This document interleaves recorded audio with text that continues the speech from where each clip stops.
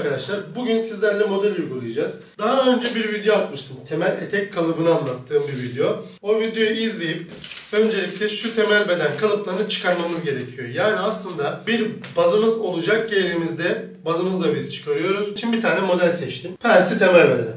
Bu modelde de gördüğüm kadarıyla zaten pens var. Model analizi yapmam gerekiyor. Önce bir modele bakmam gerekiyor. Ben kafada bir teknik çizimini oluştururum. Bir büzgün var mı? Yok. Tek olan şey volanım. Kumaşın bolluğundan dolayı olan kıvrımlar. Boyu da ortalama kaç santim onu bir analiz etmem gerekiyor. Temel etek boylarında bir etek. Dizin altını geçtiği için de işte 62-63 santim verebilirim, uzatabilirim. Bu modele göre yapacaksam yani. Eğer bu modele göre yapmayıp kendi boyuma göre de daha uzun, daha kısa yapacaksam tabi boyunu uzaltıp kısaltabilirim. Ortalama eteğimin boyu 60 santim bantlarında. Zaten temel eteğimde benim 60 santim biliyorum. O yüzden de değiştirmiyorum. Yan dikişten aşağı basene yakın bir yere kadar inmiş. Ortalama 18 santim kadar. Geliyorum burada. Ortalama 18 santim bantlarına bir işaret atıyorum. Bunu kıvrımlı da ölçmüyorum, dik bir şekilde ölçüyorum. Buradaki ölçüyü artık kendimiz veriyoruz. Ön ortamı görebiliyorum. Buradan bakıyorum. Benim ön ortam. Ön ortamdan şuradaki mesafe ne kadar açık? Ortalama 6 santim kadar mesafem olduğunu görüyorum. Buradan buraya 18 santim indi. Buradan buraya ise 6 santim çıkış yaptı. Şöyle koyduğum zaman şunun yarısı. Yani şu kısım. Bu kalıp bir simetrik bir model. Yani sağda solu da eşit. Bak pensim bile yerinde, görüyor musunuz? Burada bir kesik görüyorum zaten, doğru mu? Önce orayı kesmem gerekiyor. Şimdi ne yapmış oldum?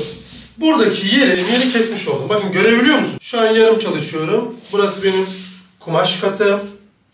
Bunu buradan keseceğim. Burada bir volan var. Aşağı doğru bir açılım var yani. Şu parçam benim gittikçe genişleyecek. Arkada da aynı şekilde modelin devam ettiğini görüyorum. Şimdi ben bunu direkt açılım yapıp, kumaş katı yapıp arkadan bu bölgeyi oyup şu bölgedeki yan dikişi iptal edemez miyim? Yan dikiş sadece basende olacak.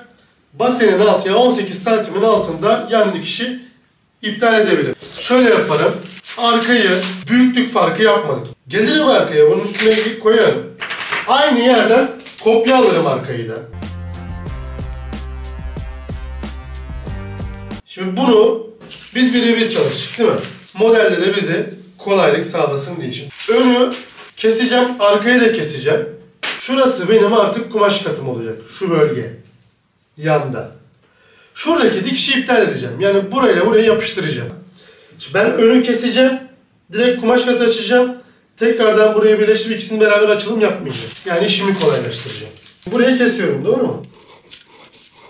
Bu arada bu kalıp paysız kalıp. İlk bir kalıbımızı ayırdık. Şimdi buradan geliyorum. Bunu da ayırıyorum. Şimdi bunun ikisi zaten aynı kalıp ya. Bunu birleştirip açmama gerek yok artık. Kumaş katı yaptığım zaman şunun açılmış halinde, yani arkadan çıkardığım parçanın açılmış halinde elde etmiş olacağım. Şu an arkadan çıkarmış olduğum kalıp parçasına benim ihtiyacım kalmadı. Şimdi arkadaşlar bunun boyutunda kağıdımı alıyorum. Bir açılım yapmam gerekiyor. Öncelikle açılım için işaretlerimi alıyorum. Şimdi bu sadece volan. Volan olduğu için şurası sabit kalacak. Bu bölgeyi genişletmeyeceğim. Burada genişletmem gereken tek bölge alt kısım. Alt kısım zaten geniş ve kumaşın dökümünden dolayı bak görüyor musunuz? Burada katlama, kıvrılma yapmış. Yani burada bir pili tekniği yok. Bu tamamen kumaşın bolluğundan dolayı yapılan bir efekt görüntüsü. Yani volan. Şurası benim, şu bölgem benim 18 santim. 3'e böldüm. 6'şar santimden 3'e böldüm burayı. Şimdi burada yukarıdan keseceğim bölgeyi, şimdi bir pilim yok, bir şeyim yok, ben belirliyorum. Ben buradan dimdik çıkarsam biraz şu köşelere doğru gelecek. Buradan da dik çıkarsam dik çıkmayacağım. Göz kararı buradan bir çıkış sağlayacağım. Yani burada bir ölçü kullanmayacağım. Şuradan bir çıkış sağlıyorum. Geliyorum buradan. Bu da ikinci çizgim. Şimdi geldim çizdiğim yerden şuraya bir sayı veriyorum. 1, 2, 3. parça. Şimdi karışmasın diye de çıtlar veriyorum. Bu buranın çıtı. Bu buranın çıtı. Ucuna kadar kesiyorum ama ucunu kesmiyorum. Küçük bir parça bırakıyorum orada. Bunun da ucuna kadar geliyorum.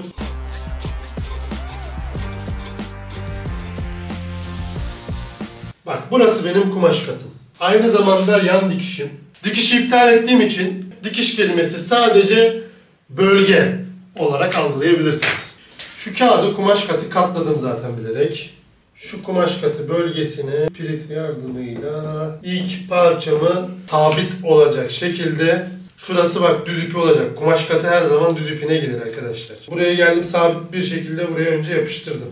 Şimdi burada ne kadar bir açılım lazım? Yani ne kadar açılmış bu, ne kadar fazla gode var. Bunu ne kadar fazla böyle açarsam o kadar şuradaki dilimler artacak ve o kadar daha fazla dalgalı bir görsel ortaya çıkacak. Birebir bir açılım sağlayacağım. Ben burayı ölçtüğüm zaman burası 18 santim ya. Şimdi 2 tane benim açılım yerim var. O yüzden 2'ye bölmem gerekiyor. 2 kesiğim olduğu için burada 18'i 2'ye bölüyorum 9. 9 santim bir boşluk bırakıyorum. Buradaki bolluğun 2 katı olarak alacağım. 9 santim bir işaret attım. 9 santime paralel yerden bir işaret attım. Yapıştırıyorum bunu. Bakın 9 santim dedim. 9 santim bir açılım yaptım. 9 santimi şuradan bir çevireyim. Ortalama buralara geliyor. 9 santimlik tekrar şuraya bir işaret atıyorum. Çizdim. Şimdi bu çizdiğim yani yapıştırdığım yerlerden dikiş payını da ekleyerek keseceğim. Açılımım tekrardan belirgin. Şu an benim açılımım bitmiş durumda. Yani burası artık benim volan için açtığım pay. Dikiş payı veriyorum. Birer santimden. Eteğimin kıvrılma payı ortalama 2 santim. Eteğime 2 santim pay veriyorum. Geldim, şurası tam 2 santimdi.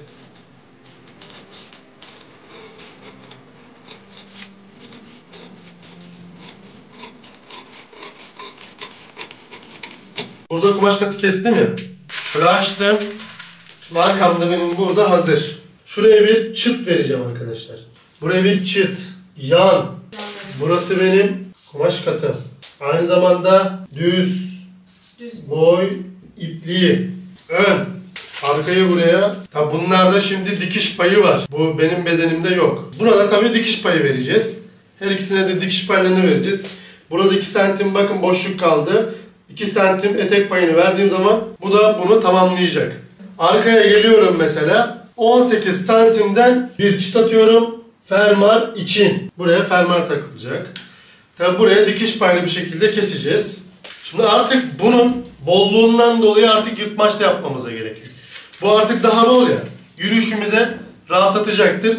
Yırtmaç yapmama da gerek kalmayacak. Şunlara da dikiş paylarını vereyim. Baştan keseyim. Kağıdı böyle katladım. Geliyorum tam bunu kumaş katına getiriyorum. Buradan geldim 2 santimlik bir çizik atıyorum. Buradan da birer santim payını veriyorum.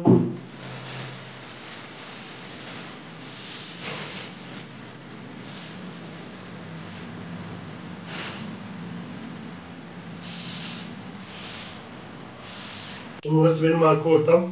Arka ortama da dikiş payımı veriyorum. Arka ortam dikişli olacak. Her zamanki gibi, temel etekteki gibi de. Siyahlı olan arka, kırmızıyla olan ön. Her yerden birer santim.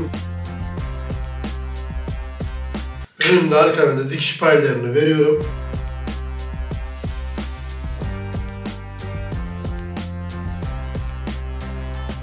Şimdi dikiş payını vermiş halimi buraya çizdim arkadaşlar. Bu ön, bu arka. Kumaş katı ve yine düz boy ipliği. Burası fermuar çıtım. Komple her tarafında dikiş payı var bunun. Bir tek burada dikiş payı yok. O da düz boy ipliği kumaş katına geldiği için zaten. Şimdi şunları bir keselim.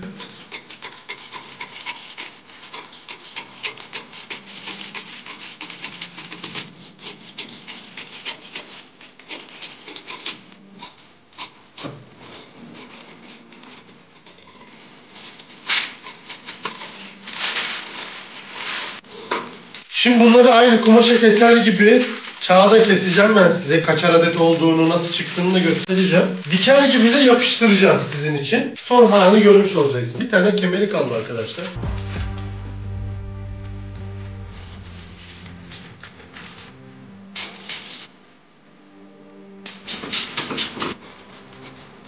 Şimdi arkadaşlar ne kaldı geriye? Sadece kemerimiz kaldı. Kemerimizin burada amfor olmadığını görüyorum. Amfor kemer ne demek? Şimdi buradaki kemer çizgisi düz yukarı çıkıyor. Gördünüz mü? Bakın. Düz bir şerit halinde bir kemer. Yani basit bir kemer. Amfor kemer olsaydı dikişten dikişe olan mesafeyle üst kemerin mesafesi arasında fark olurdu. Yani bu biraz içeriye doğru gömelerek gelirdi. Daha fazla kavisli olurdu ve kemerin bitiş kısmı daha dar olurdu. Daha dar olunca da amfor çalışmak zorunda kalırdık. Burada daha şerit düz bir kemer yapmışlar. Biz de aynısını yapacağız. Amfor kemeri de başka bir videoda anlatırız. Şimdi ben burada paysız kalıplarımı alıyorum. 9'a 9, 18 santimlik bir genişliğimiz var. Haliyle burada da 18 santimlik bir genişliğim olacak. 12'ye 6 bir santim genişliğim olduğu için burası da 18 santim. 18, 36 santim. Turda ise 72 santim bir kemerim var. 36 santimlik bir kemer çizeceğim. 4 santim yüksekliği olacak. Yani şu mesafe yükseklik 4. Bu genişlik 36. Arkada da 36 santim var. Düz bir çizgi oluşturuyorum. Rahat çizebilmek için. Buna da bir dik çizgi oluşturayım. Şimdi arkadaşlar 4 santim yükseklik yapacağım ya. Yani 2 katı kumaş katı yapacağım. Yani 2 katını veriyorum. 8 santim yükseklikte bir kemer yapıyorum. Şu cetvelimle sıfıra sabitleyip 8 santimden bir çizgi atıyorum. Şimdi şuradan 36 santime bir işaret alıyorum. Aldığım işareti bir tamamlıyorum. 4 santimlik ortadan bir çıt atacağım. Çünkü katlamam gerekiyor ya. 36 santim uzunluğunda 8 santimde yüksekliğinde bir dikdörtgen çiziyorum. O çizdiğim dikdörtgenin aslında kemer yüksekliği 4 santim. 4 santimden de çıtımı atıyorum. Ve her yerine de birer santim dikiş payı veriyorum. Şimdi her yerine de birer santim dikiş payı verdim. Bu benim ön kemerim. Kurşun kalem görünmediği için dikiş payından çizgilerini atıyorum. Kemerimi kesiyorum arkadaşlar. Şimdi arka içinde aynısını yapacağız. Ortadan keseceğiz. Birer santim kestiğimiz yerden de paylar vereceğiz. Arka için 2 kemer, ön içinde bir tane kemer oluşturacağız. Arkadaşlar bunları şimdi sizin için sanki bir kumaşa kesiyormuş gibi kestim. Şimdi mesela arkayı aynısından 2 adet kestim. Sağ ve sol olarak şundan 2 parça kestim. Bunun dikiş yapsaydık 4 parça kesecektik. Bu şekilde yaptım ki kalıbım bittiği zaman nasıl çıktığını görün diye. Daha çok modeli algılayabilirim. Daha çok anlayın diye. Kumaşı katlayıp kumaş katı bir tane ön alacağız. Arkayı keserken bir tane kalıptan 2 tane keseceğiz. Onu da kapak şeklinde keseceğiz. Bundan ise şu yan parçamız yani yan parçamızdan da 2 tane kesiyoruz. Biri ön biri arka olacak şekilde. Bakın burası arka. Bunu da kesiyoruz.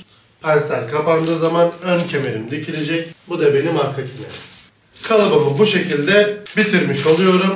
Yapmamı istediğiniz modeller olursa bana Instagram üzerinden DM yoluyla atabilirsiniz görselleri. Arkadaşlar kanalıma abone olup böyle videoların devamı gelmesi istiyorsanız kanalıma abone olup like atmayı unutmayın. Yorumlarınızı da bekliyorum. Sorularınızı da sorabilirsiniz.